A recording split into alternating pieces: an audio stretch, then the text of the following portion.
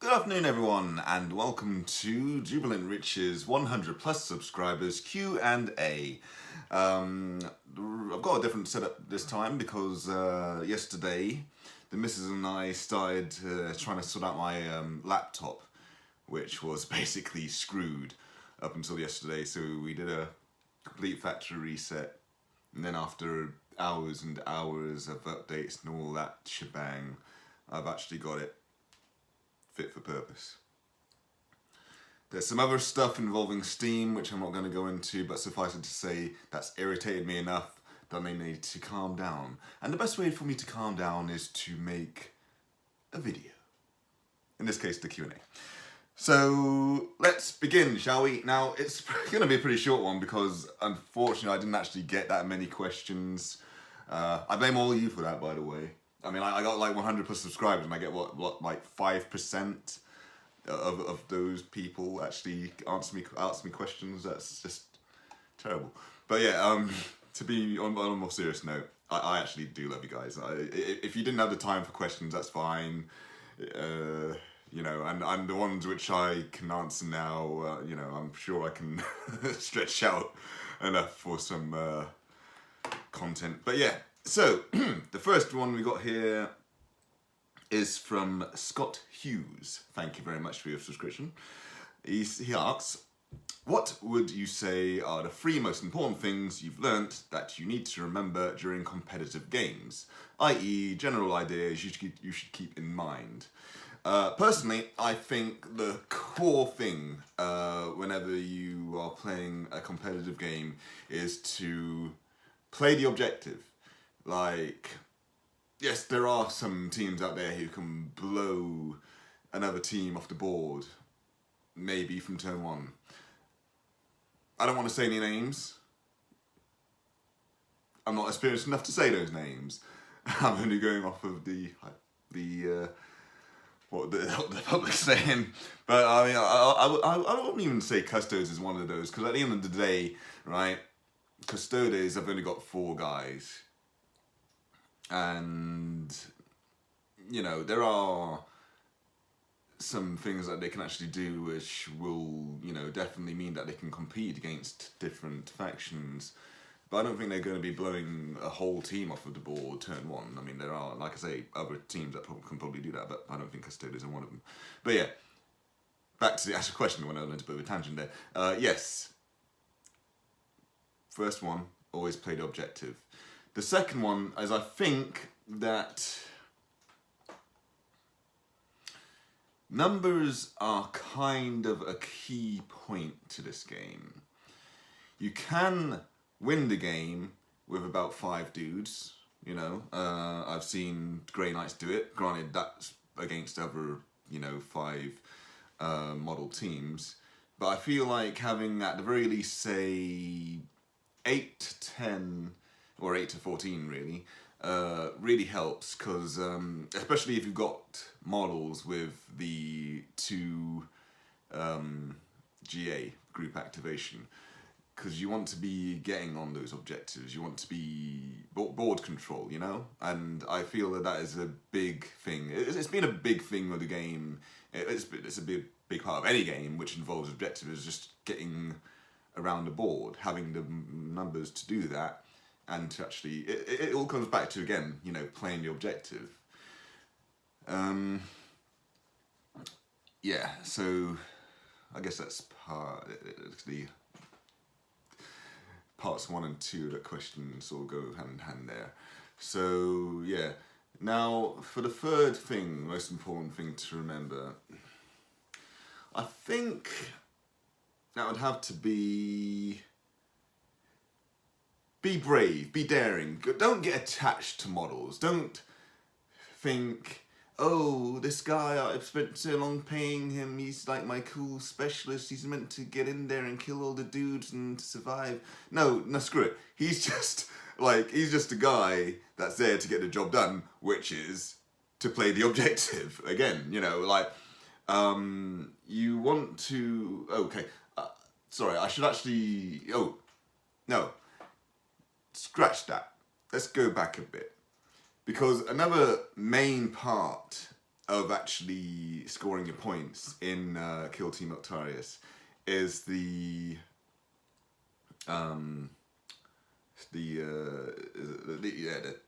tac ops. Now, picking them is something that I don't think I can really, get my whole thoughts out in the answer to one question. I think that involves a dedicated video, and I know at least 2 other YouTubers have done videos dedicated to such.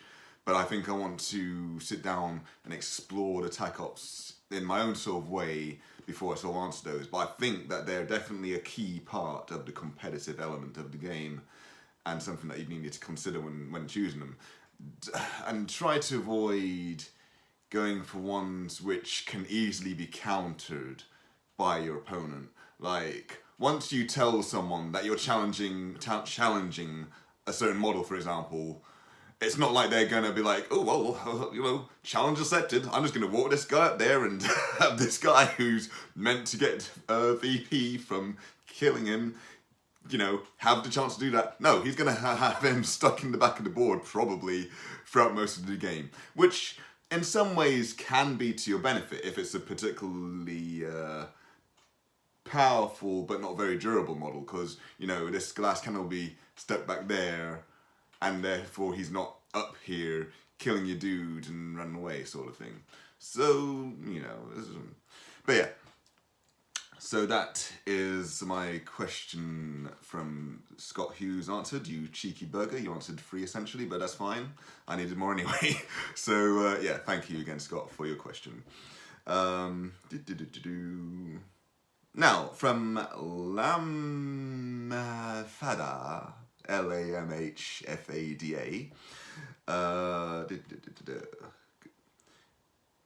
he asks, as you become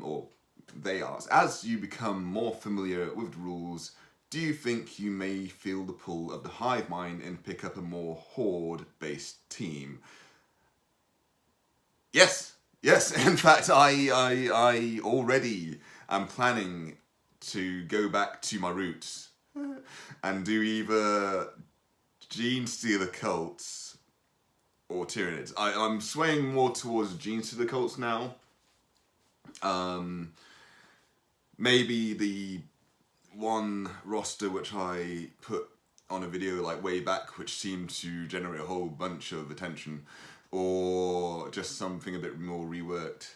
I actually do want to do a dedicated video talking about the Gene Stealer cults and how and my tactics for them. That will of course take me playing a few more games with them. The games which I did play using that particular faction were there were some custom rules in there, so I wouldn't exactly call them proper games with the Gene Stealer cults. I want to get some proper games under my belt with the Gene Stealer cults before I actually give any tactical insight into them. Well, 8 minutes already and I've answered 2 questions, yay. So, yes, next. So, Saturmon Carvidi asks, as Kill Team 2021 matures and more rules and sources for said rules come out, how would you like to see a consolidation of those rules be done in future products? Well, oh wait, actually, there's more. Let me just check that. They say, I think individual codices like 40k is unrealistic and unwanted. I agree. However, I do think Block, Read, Imperium, Chaos, Xenos codices like how Warcry rules are currently wouldn't be especially horrible. Just kind of horrible, as that is still pretty expensive for anyone that wants to play teams from all 3 blocks. Now, how I personally like to see it is, well, for one, not a big box that gives you new rules for the game every quarter. And so far with the Kill Team the Nuns versus Dolphin People expansion, which is coming out soon, basically that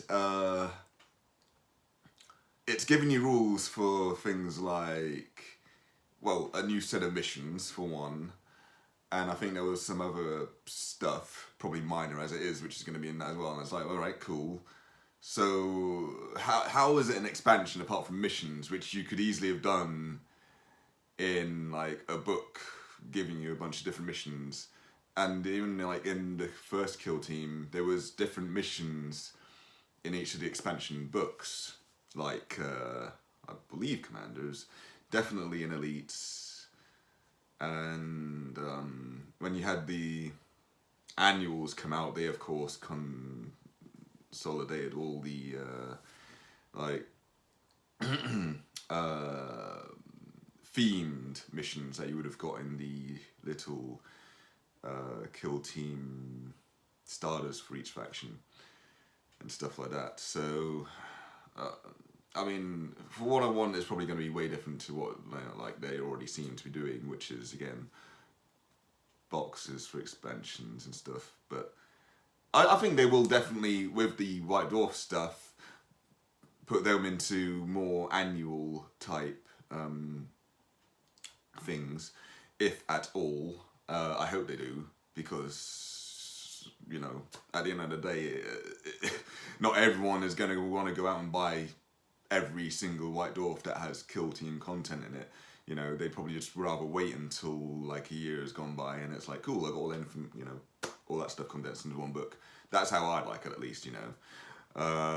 And I think that's probably just the way it will be done. Like I say, just for the White Dwarf stuff. There's no reason for them to really condense the other stuff, because why would they? Okay, so I think that's answered that as best as I can. From Callum Cruikshank, we've got, when is the Dark Souls 2 series going to be continuing though? Well, we didn't even upload any of the videos, Callum, alright? We did the Bloodborne stuff, and even then that sort of like died a death, but we every time I try and do Dark Souls, it just doesn't stick with me, really. So from KC Mad, a couple of questions here. What was your original reasoning for jumping into the Kill Team tournament scene? Second, what about it is still compelling you to pursue it? Well, I think the main reason I wanted to actually jump into it was because of the channel. Like, more often than not, if someone's got a channel devoted to a particular game from Games Workshop, they more often than not will actually play an actual tournament, you know, or attend one, rather. And I thought that it would be a good idea to actually do that, to show that I actually have some commitment to the game. And like I said before, you know, I found it extremely fun. It was, you know, just great to be there. I didn't like the cold I picked up. I mean, I'd spent 2 years not getting a cold at all, but yeah. But yeah, so like I say, it's mostly for the channel. And so, of course, that I can later on down the line actually provide some proper tactical insight. Not like, hey, I played against myself with this faction, so now I'm an expert with this faction. Because that makes sense. But yeah, and what is still compelling me to pursue it? I guess, again, the same sort of thing, you know, it's mostly just the channel. And I like I say, the first time I did it, it was really fun. I think I want to do it again, but with a bit more focus on the competitive element. Whenever I got to the point where I wasn't going to get this sort of roster or teams that I wanted assembled for the LGT, I just figured I was going to go there and have fun. You know, didn't care if I won or lost. But next time I'm going to go there full guns blazing. So, what else have we got here? From the last Star Strider. Thank you for your question and your subscription. What would be your dream expansion? Oh, yes. My dream expansion would actually be an arena-style expansion to the game set on a Tyranid Hive ship with new Tyranid models and the people, the counter faction would be Space Marines. I think that's a very classic sort of matchup, going back to things like Advanced Space Crusade and to some degree Space Hulk. And there's just so much fluff where you've got Marines like boarding like Tyranid hive ships and just they're just I just love them.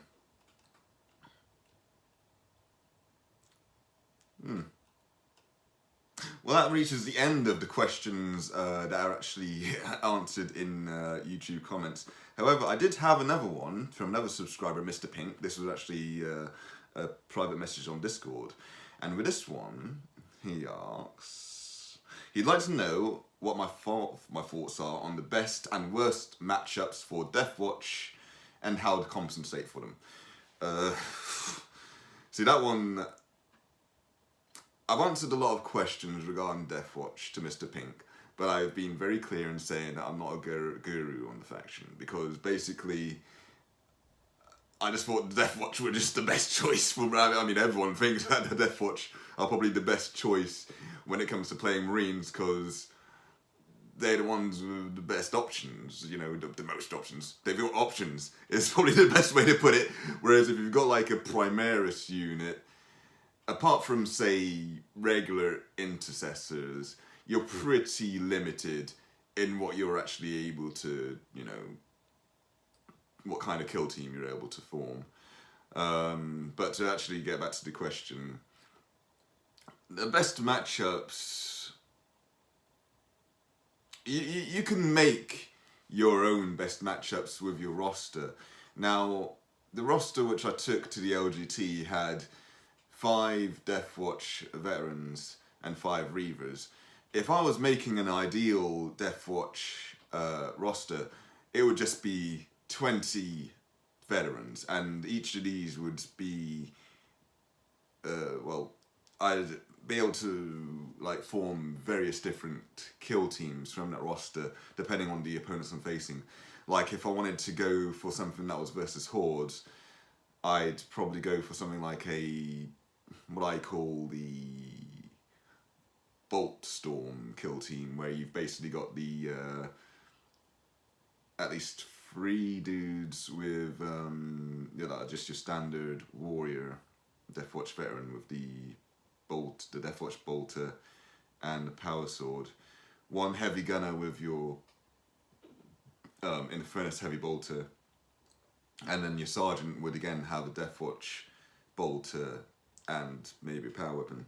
And that's basically just a simple case of you use bolter discipline every turn, just shoot things off the board, maybe even stick a few frag grenades in there, you know, like say, just so you can blast hordes off the table.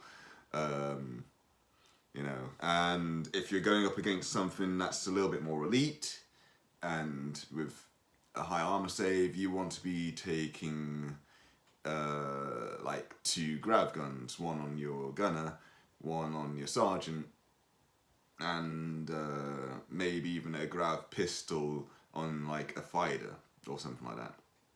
Whereas the other guys have, well, I mean, you could again just go with a normal 2 warriors, which I think you'd probably be your choice really. Oh, sorry, I forgot to say about the heavy gunner, which you just arm with either a missile launcher or a frag cannon in that instance. So really, I don't think... well, actually, no, there probably is a worse matchup. And for me, that was against the veteran guard. That was horrible. That was just like... I mean, they have the potential for the 14 dudes, right? But it's not 14 dudes that are just crap. It's 14 dudes, and you know, several of these guys could have like armor-piercing las guns, you know, and just yeah. So that was my personal worst matchup, was against the Imperial Guard veterans. I mean, to the point where I've even, because going off on another slight tangent here, I've been kind of looking at the state of the game now, where things are coming out to push the compendium into redundancy pretty quickly, but mostly for factions that I'm not really into. I mean, whenever Octarius first came out, it was like the Veteran Guardsmen and the Orcs. And you've heard me whine enough about like the fact that the Tyranid presence was more in name, you know, and not really shown, as it were. And I would have preferred them to the Veteran Guard. But the Veteran Guard are probably one of the better, to me, factions out of the two. I actually like the Krieg models. I just don't think they were right to be the opponent to the Orcs in a Noctarius box set. But again, moving on. As for the Commandos, I like them again, but I just feel that they'd be very samey. Just because, like, there's no reason to take the boys. So it's just going to be those 9 specialists in your Commando knob. So it's like... And I suppose you could say... Well, at least with the Imperial Guard veterans... that your 10 dudes could be a little bit different from another team. But yeah, I think, like I say, the Imperial Guard veterans are probably the ones which I'd be more interested in out of the bespoke teams. As for kill team nuns versus dolphins, I like the look of the Tau more on account of the fact that they actually look like they're for kill team, whereas the novitiate, whatever the frig they're called, the nun babies, they're just... I mean, yeah, they're fine. They're okay models, I guess, but for kill team, I'm just like...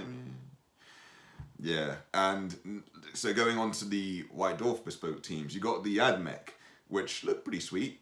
I was even pondering, because I've got a voucher, a £10 voucher due to my Warhammer Plus subscription, which I was like pondering what to actually spend on, and I was probably just going to get myself a box of Skitarii, and then make a little team of, you know, your Vanguard and your, was it Infiltrators, I think? Whatever. I don't do Admech. Anyway, so yeah, and then of course you got the Thousand Suns one, which, looking at them now and or what I've seen people talk about them, everyone's gonna be playing them now. I mean, like that you can choose 3 sorcerers and and a couple of other dudes that are probably useful in their own sort of ways. Like, why would you even bother playing any other faction at that point? And I no. So then it's a choice of either A, getting bummed out by this and waiting until I get my White Dwarf / bespoke team for Tyranids or Genestealer Cultists, or to just bite the bullet, continue Genestealer Cultists, go on test fit back there. You know, I'm starting to try and work out configurations and just play the game. Don't worry about the meta, as it were, you know. But yeah, that wasn't really an answer to any questions at all. That was just me rambling and stuff because I'm getting kind of bummed with, like I say, how the game's going. I mean... I don't know if it's just me who's feeling that sort of way. We already knew that the compendium wasn't really going to be the proper teams for anyone outside of the Imperial Guard or Orcs. But it just feels like, I don't know, it's being pushed into the realm of redundancy kind of too soon. Because... now that there's going to be about, say, 6 bespoke teams, like within about a couple of months of the game's life, like, there'll probably be the 6 factions that I feel will get the most play. Well, of course, I say 6, but this is after the first expansion comes out. And that's probably around the corner by this point, because a lot of the stuff that was shown at Gen Con is already out for pre-order or is already available. So, yeah. But I think I will be picking up said expansion, and if I do, then I'll just play the Tau, because at least then it'll give me a different faction to work on. I think that's it. I want a hobby project as well as a faction to play, and I feel like the Pathfinders with that upgrade sprue will give me a nice little way to get some variety in a team, because that's what I like, is a team of Spec Ops guys to like a team of Spec Ops guys, not a bunch of clones running around just doing crap. I know that probably sounds counter to my whole thing about not getting attached to models when you're playing the game, but I think there's a difference between getting attached in the game and, you know, looking at something and enjoying it. Anyway, this has been the 100 plus subscribers Q&A. As I've said, I may be doing a Genestealer Cults Tactica as my next video, or something talking about Genestealer Cults. Or hell, I might even talk about the next bit of Kill Team news. Whatever that might be. But either way, thank you all for listening. Thank you all for subscribing, and I want to say an extra special thank you to those additional 17 people who have subscribed since I hit the 100 mark. Thank you very much, guys, and I shall see you all again soon.